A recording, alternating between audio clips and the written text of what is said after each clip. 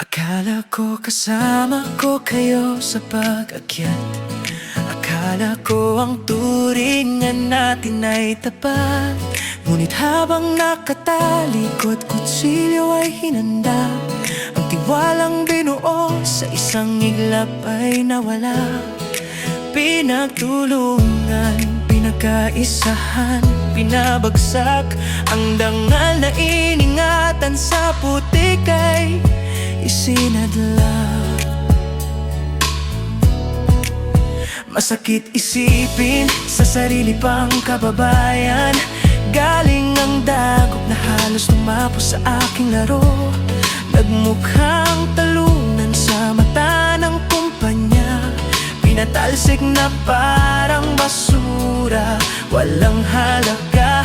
Umiyak sa sulok, tinanong ang langit, bakit ang pangarap kailangang maging ganito kapait? Nilunok ko ang dusa, niyakap ang pait, habang ang puso ko'y puno ng galit at sakit. Hindi nyo lang ako siniraan, sinubukan yung patayin ang tanging pag-asa na baon ko sa aking hangarin. Pero heto ako, may sugat man ang pakpak, lilipad pa rin sa kabila ng inyong mga galak. Tingnan nyo ako ngayon, nasa kabilang panig na. Sa bagong kumpanya, muling nakahinga.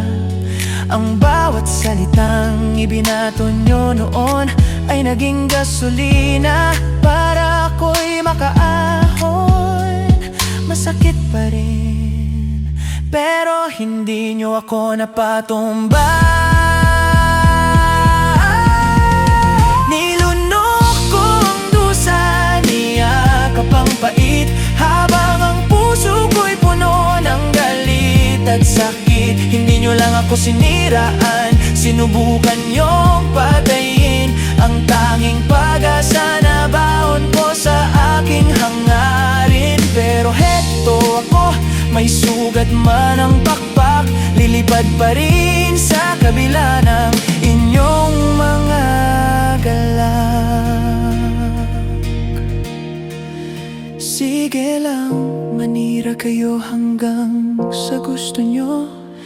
Ang daddy in Japan ay hindi basta-basta maglalaho. Masakit, pero buhay pa ako. Tuloy ang laban.